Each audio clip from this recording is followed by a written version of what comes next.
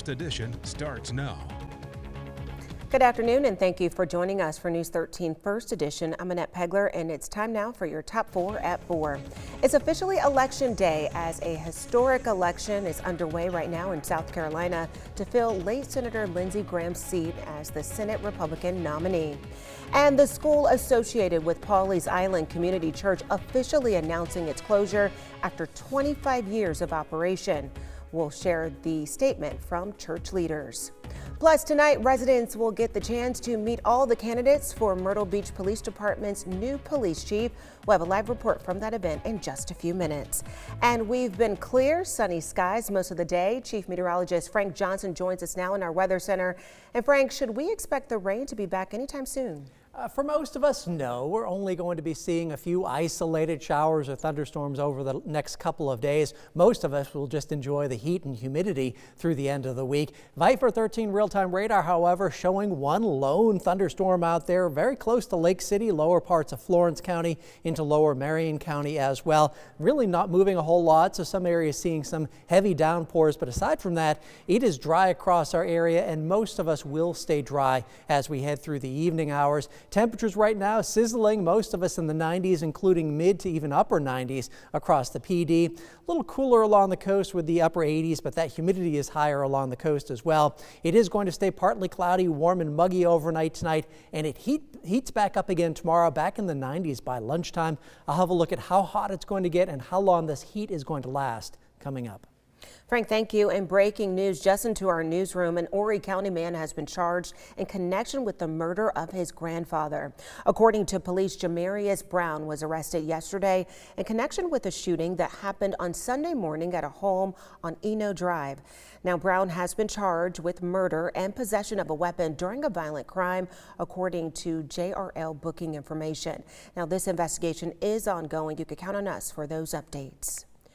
News 13 is your local election headquarters, and voters across South Carolina are heading to the polls today to decide who will move forward in the race to fill the U.S. Senate seat previously held by the late Senator Lindsey Graham. And News 13's Jordan Titus joins us live from the HGTC Grand Strand campus, one of the polling locations in Horry County. And Jordan, thousands of voters already made their choice before polls even opened this morning, right? Yeah, Annette, more than 61,000 votes were already cast through early and absentee voting. But I've already seen dozens of people going in and out of just this polling location. And if you haven't made it to the polls yet, you still have a few hours left. Plus, with a crowded Republican field, today's vote may not be the end of the primary. Those candidates include current U.S. Representatives Russell Fry and Ralph Norman, former Governor Mark Sanford, and several others. Fry is a familiar name for those on the Grand Strand. He currently represents the 7th Congressional District. But with so many candidates in the race, one number is especially important to watch: 50%. If no candidate receives a majority of the vote, the top finishers will advance to a runoff on August 25th. And we'll be monitoring the numbers when the polls close at 7 tonight, and we'll have reaction from the top finishers in this special election. Reporting live in Market Common, Jordan Titus, News 13. Jordan, thank you. And if you still have not gone to vote just yet, we have a few reminders before heading to the polls this evening. If you are a registered voter and you did not cast your ballot in the June Democratic primary, you are eligible to vote. Before you vote, election officials say the most important thing to do is check your polling location. To find your location, visit our website, WBTW.com. And as Jordan just mentioned, polls close this evening at 7. As long as you are in line at 7 p.m., you will get to vote. If a runoff election is needed, that will be held on Tuesday, August 25th. Runoff early voting would happen Wednesday, the 19th through Friday, the 21st. And here is one last look at some of the names you will see on the ballots. Candidates include Congressman Ralph Norman and Russell Fry, former Governor Congressman Mark Sanford, and businessman Mark Lynch. Interim Senator Darlene Graham, Attorney Duke Buckner, Samuel Shepard, former Mayor of Myrtle Beach Mark McBride, Gail Parker, and Danny Ford Jr. are also running for the seat. News 13 on-time traffic, sponsored by Joy Law Firm. Just call Joy. And traffic not too bad right now on 501 between CCU and Carolina Forest. Just the occasional slowdown at the traffic lights. No issues right now on 544. Drive times along the Grand Strand on 501 from Carolina Forest to CCU. That'll take 9 minutes. 17 in both directions along the Grand Strand. Moving a little bit slower than normal. Florence area looking okay. No problems in town right now. No issues on I-95. Currently on 95 from TV Road to 76. That'll take 9 minutes. Palmetto from 5 Points to Irby Street will take 5 minutes. And 52 from Palmetto to I-95 will take 7 minutes. Frank, thank you. Pawleys Island Christian Academy will close after 25 years amid an ongoing investigation and delays with licensing for the upcoming school year. That's according to a statement posted on the Pawleys Island Church website. Church leadership announced that it has decided to formally end the academy ministry, saying in part, quote, given these recent events, the ongoing investigation, current leadership has decided to formally end the PICA ministry. Church leadership said it believes closing the academy is in the best interests of the community and the church.